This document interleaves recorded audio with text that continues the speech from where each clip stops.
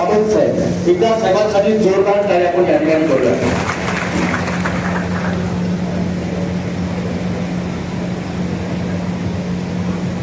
माळशिरस आणि सांगोला मतदारसंघाच्या पदाधिकाऱ्यांच्या बैठकीसाठी या व्यासपीठावर उपस्थित असलेले आपल्या शिवसेनेचे राष्ट्रीय सरचिटणीस माजी खासदार आदरणीय राहुल शेवाळे साहेब, आपल्या लोकप्रिय खासदार आदरणीय ज्योतिताई वाघमारे, त्यांनी गुवाहाटीची झाडी आणि डोंगर साता समुद्र पलीकडे पोहोचवले, ते आमच्या सर्वांचेच मार्गदर्शक माजी आमदार आदरणीय शहाजी बापू, आपले संपर्क प्रमुख चंद्रकांत पाटील, व्यासपीठावर उपस्थित असलेले आदरणीय साईनाथजी, विजयजी पोकणे, दत्तात्रयजी, व्यासपीठावरील सर्व शिवसेनेचे या मतदारसंघातील पदाधिकारी, युवा सेनेचे पदाधिकारी, महिला आघाडीच्या पदाधिकारी आणि 45 डिग्री सेल्सिअस तापमान असताना देखील शिवसेनेच्या प्रेमापोटी आणि आदरणीय एकनाथ शिंदे साहेबांच्या प्रेमापोटी जमलेले सर्व शिवसैनिक बंधू आणि भगिनी, इथं आल्यानंतर शहाजी बापू नक्की काय मार्गदर्शन करायचं हा प्रश्न माझ्या समोर आहे. पण ज्या कामासाठी माननीय एकनाथ शिंदे साहेबांनी आम्हाला महाराष्ट्र फिरायला सांगितलं आहे, ते काम या 2 मतदारसंघांनी आम्ही याच्या अगोदरच पूर्ण केलेलं आहे. सांगोला विधानसभा मतदारसंघाला तर एक वेगळा आदर्श निर्माण केला आहे. शिवसेना पक्षानं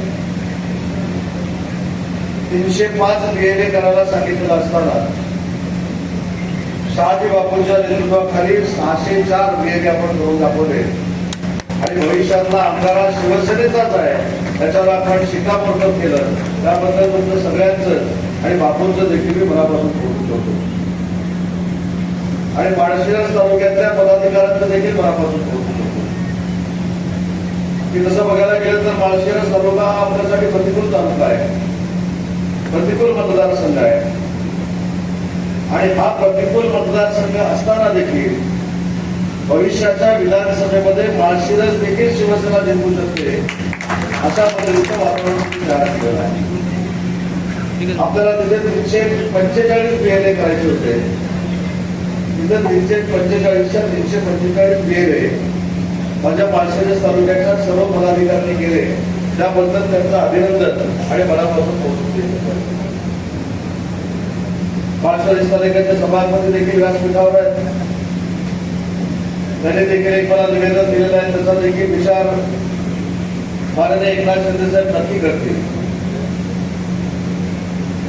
परंतु सभापती महोदयांना मला अजून एक विनंती करायची आहे, ते आमच्या चंद्रकांत पाटलांसारखेच पेलवान आहे, त्याच्यामुळं शिवसैनिकांच्या पेलवानांची फौज ही माळशिरस तालुक्याच्या कानाकोपऱ्यामध्ये तयार झाली पाहिजे, यासाठी सभापतींनी देखील जोरदार कामाला लागवलं. मला आठवतं मी विधानसभेमध्ये बसलेलो असताना त्याचा जिल्हा प्रमुखांनी जो उल्लेख केला, बापू 11 सव्वा 11 वाजले आणि तुमच्या सोलापूर जिल्ह्यातल्या काही नेत्यांची आणि माझी मैत्री पूर्वीपासून आहे आणि म्हणून गप्पा मारत असताना माळशिरस तालुक्याचा सभापती कोण करायचं याच्यावर चर्चा झाली. 11 ते सव्वा 11 वाजून 20 मिनिटांनी मी आदरणीय एकनाथ शिंदे साहेबांशी बोललो की माळशिरस तालुक्याचा सभापती आज शिवसेनेचा होतोय. साहेबांनी सांगितलं की माळशिरस तालुक्याचा शिवसेनेचा सभापती कसा काय होऊ शकतो. मी साहेबांना सांगितलं मला पुढची 15 मिनिटं द्या आणि पुढच्या 15 मिनिटांमध्ये साहेबांच्याच आशीर्वादानं राजकीय डावपेच शिकलेला असल्यामुळं आपला माळशिरस तालुक्याचा सभापती 12 वाजता हा शिवसेनेचा आपण दिला. आता आपला शिवसेनेचा सभापती झालेला आहे. मी देखील पूर्वाश्रमीमध्ये 15-20 वर्षापूर्वी राष्ट्रवादी काँग्रेस पार्टीचा होतो. पण शिंदे साहेबांबरोबर काम करत असताना आता एकमेव माणूस, एकमेव गट आणि एकमेव पक्ष हा माझा शिवसेना पक्ष आहे अशा पद्धतीने वागलो म्हणूनच राज्याचा मी उद्योगमंत्री झालो. आणि म्हणून माझे तरुण सहकारी जे सभापती आहेत त्यांना मला विनंती करायची आहे की प्रत्येक पंचायत समिती गणामध्ये भविष्यामध्ये आपला पंचायत समितीचा सदस्य निवडून येईल आणि तो धनुष्यबाणाचा असेल. यासाठी जे जे काही आम्हाला त्याला सहकार्य करावं लागेल ते करण्याची ग्वाही आज या कार्यक्रमाच्या निमित्तानं मी देतो. कारण माळशिरस देखील भविष्यामध्ये शिवसेनेचा बाबा आपल्याला पटवायचा आहे. आता हे PLA कशाला करायचे माननीय शहाजी बापूंनी आपल्याला सांगितलं, पण त्याच्या पुढे अजून थोडं जाऊन मी आपल्याला सांगतो की शहाजी बापूंच्या मतदारसंघामध्ये जसे 604 PLA आहेत असे तुमच्या 6 मतदारसंघामध्ये माढा लोकसभा मतदारसंघामध्ये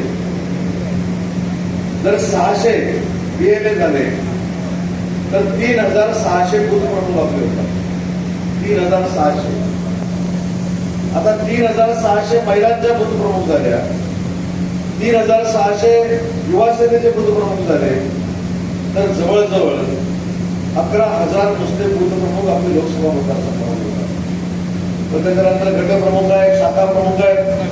जर सगळ्याची बाजू जर आपण बेरीज केली तर एका लोकसभा मतदारसंघामध्ये सुमारे 17,000 ते 18,000 शिवसेनेचे पदाधिकारी निर्माण होतात. आणि असे जर मतदारसंघ प्रत्येक लोकसभा मतदारसंघ हे जर आपले 17,000 शिवसेना पदाधिकाऱ्यांचे असतील तर भविष्यामध्ये हा महाराष्ट्र फक्त आणि शिवसेनेचा असेल एवढी ताकद आपली महाराष्ट्रामध्ये निर्माण केली आहे. पण आपण एक करणार आहोत की नाही. मगाशी तर मी माझ्या सहकार्यांना काही सांगितलं. आता सोलापूर जिल्ह्याची माझ्या माहितीप्रमाणे तुमची जिल्हा कार्यकारिणी बरखास्त झालेली आहे. पण जिल्हा कार्यकारिणी बरखास्त झाल्यानंतर जो हार मोठा करतो त्याला पद मिळेल असं जर कोणाला वाटत असेल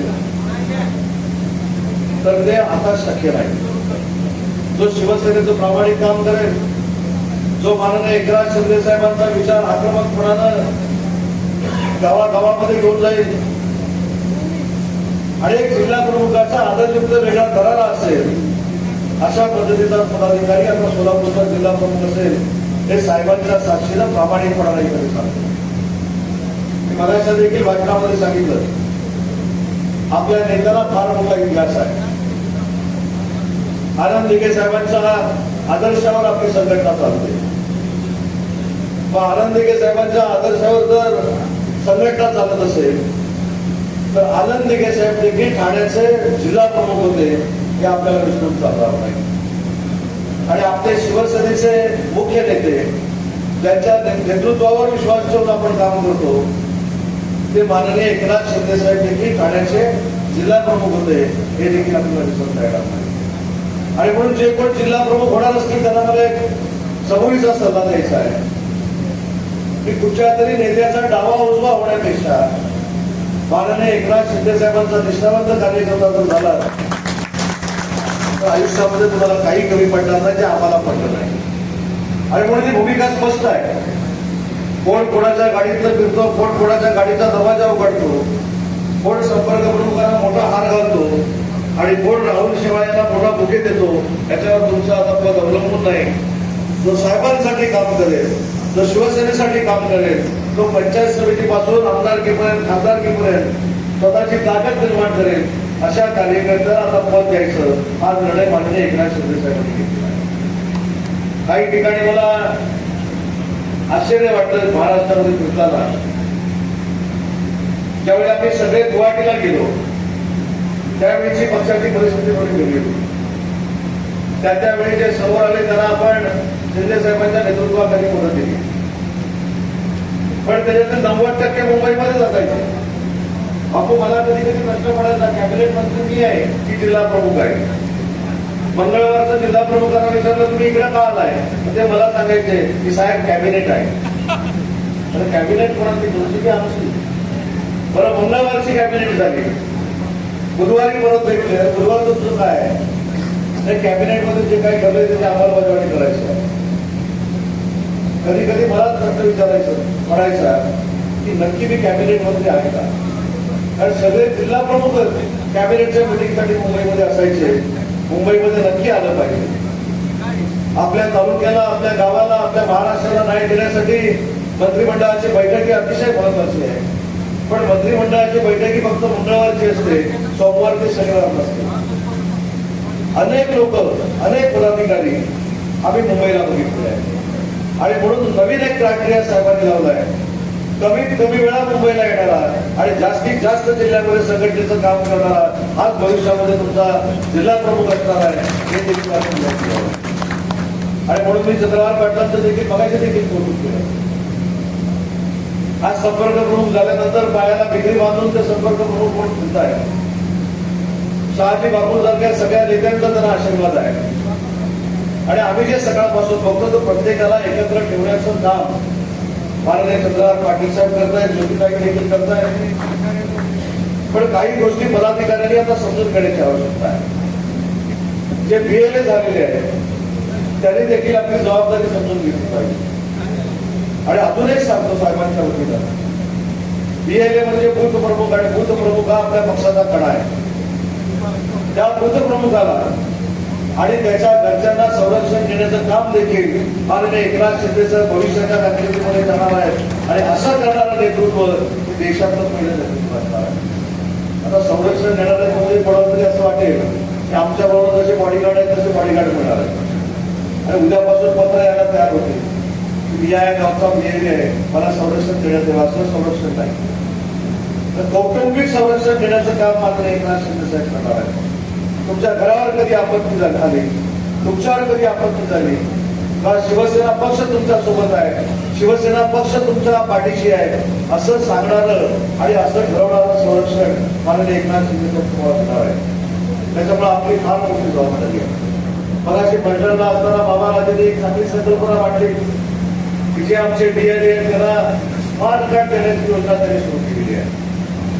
स्मार्ट कार्ड म्हणजे काय? हे तुमचं ओळखपत्र आहे, हे शिवसेनेचं ओळखपत्र आहे, हा शिवसेनेचा दरार आहे, हा शिवसेनेची आक्रमकता आहे. अशा पद्धतीचं स्मार्ट कार्ड आपण वापरावं.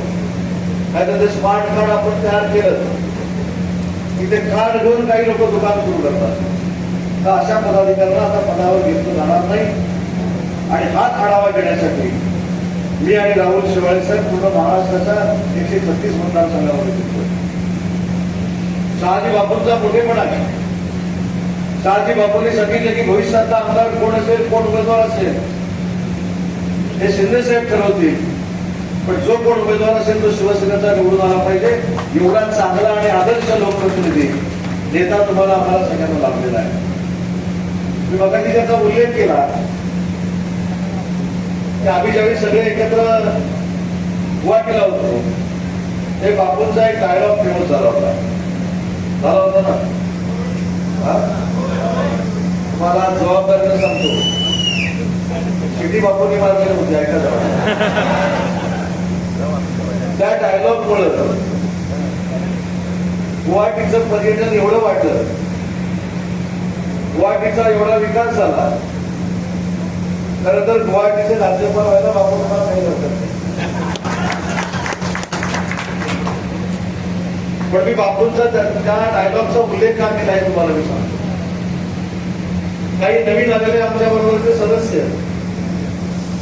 हे थोडाफार विचार करायचे किंवा बापूंचा डायलॉग आम्ही त्यांना ऐकून टाकायचो. आपण काय कुठं तुरुंगात नाही, आपण तिथं झाडी आहे, तिथं डोंगर आहे, तिथंच आपण आहे. त्याच्यामुळे तुम्हाला चिंता करण्याची आवश्यकता नाही. आणि आमच्या 50 लोकांना जसं एकनाथ शिंदे साहेबांनी एकत्र घट्ट बांधून ठेवलं, तसं त्या दिवसामध्ये मानसिक आधार देण्याचं काम जर कोणी केलं असेल तर ते शहाजी बापूंनी केलं, हे देखील मला सांगता. आणि म्हणून हा आपला संघटनेचा एक ठेवा आहे. बापूंनी मगाशी सांगितलं की गणपतराव देशमुख सगळ्यात जास्त वेळा निवडून आले आणि मी सगळ्यात जास्त वेळा पाडण्याचं रेकॉर्ड केलं. बापू हा तुमचा मोठेपणा आहे. पण स्वतःच्या कुटुंबामध्ये स्वतःमध्ये पराभवाचं वातावरण न ठेवता निर्धारपणानं संघटना वाढवणं हा जो तुमचा स्वभाव आहे हा प्रत्येकाने घेतला पाहिजे. प्रत्येकानं तो आत्मसात केला पाहिजे. आपण नेहमी असं म्हणतो की अपयश ही यशाची पहिली पायरी आहे. त्याच्यामुळे किती वेळा अपयश आलं याच्यापेक्षा मला शिवसेना वाढवायची हा ध्यान जो बापू तुम्ही घेतलाय, हा ध्यान जर प्रत्येक एकनाथ शिंदे साहेबांच्या शिवसैनिकांनी घेतला तर आपल्या समोर जास्त शहाणपणा करायचं कोण धाडस पण करणार नाही, पण पदाधिकाऱ्यांनी हे मनावर घेतलं पाहिजे, हा संकल्प केला पाहिजे. आज एवढ्या जास्त तापमानामध्ये तुम्ही शिवसेनेसाठी येता, शिवसेनेवर प्रेम करता, माननीय एकनाथ शिंदे साहेबांवर प्रेम करता. असंच प्रेम आपापसातली गटबाजी बाजूला ठेवून, आपापसातले मतभेद बाजूला ठेवून फक्त साहेबांसाठी जर आपण काम केलं तर असे माळशिरसचे सभापती महाराष्ट्राच्या प्रत्येक तालुक्यामध्ये निर्माण होतील आणि तिथे शिवसेनेचा फार मोठा एक संघ, एक सांगितला की प्रत्येक तालुक्यामध्ये निर्माण होईल. आपल्याला कदाचित कोणाला कल्पना नसेल, 3.5-4 वर्षापूर्वी एकनाथ शिंदे साहेबांनी उठाव केला, पण त्या उठावानंतर जेवढ्या निवडणुका झाल्या त्या विधानसभेच्या निवडणुकीमध्ये फक्त 80 जागा आपण लढवल्या होत्या. त्या 80 जागांपैकी 60 जागा आपण जिंकलो. त्याच्यानंतर नगरपालिकेच्या निवडणुका झाल्या, त्या नगरपालिकेमध्ये 72 नगराध्यक्ष आपण करू शकतो. त्याच्यानंतर महानगरपालिकेच्या निवडणुका झाल्या, महानगरपालिकेला 500 पेक्षा जास्त महानगरपालिकेचे सदस्य त्या महाराष्ट्रामध्ये आपले निवडून आले आणि जिल्हा परिषदेच्या निवडणुका झाल्या. जिल्हा परिषद पंचायत समितीच्या निवडणुकीला देखील आपण या महाराष्ट्रामध्ये 2 नंबर राहिलो. हे सांघिक यश आहे, हे साहेबांच्या कर्तृत्वाचं यश आहे आणि हे साहेबांचं कर्तृत्व जर आपण कानाकोपऱ्यामध्ये महाराष्ट्राच्या पोहोचवलं तर आपल्याला कधीही काही कमी पडणार नाही आणि ते कमी पडू नये यासाठी आम्ही सगळे साहेबांचे सहकारी म्हणून तुमच्यापर्यंत पोहोचण्याचा प्रयत्न करतोय. आज आपण मोठ्या संख्येने जमला त्याबद्दल मनापासून मी आपल्याला धन्यवाद देतो आणि त्याच्या पुढे जाऊन सांगतो की साहेबांना अपेक्षित असलेलं काम बापू तुमच्या मतदारसंघामध्ये आणि माळशिरस मतदारसंघामध्ये अतिशय दिवाळदार पद्धतीने झालंय. त्याचा मनपूर्वक कौतुक करतो, तुमचे आभार मानतो आणि माझं मनोगत संपवतो. जय हिंद, जय महाराष्ट्र.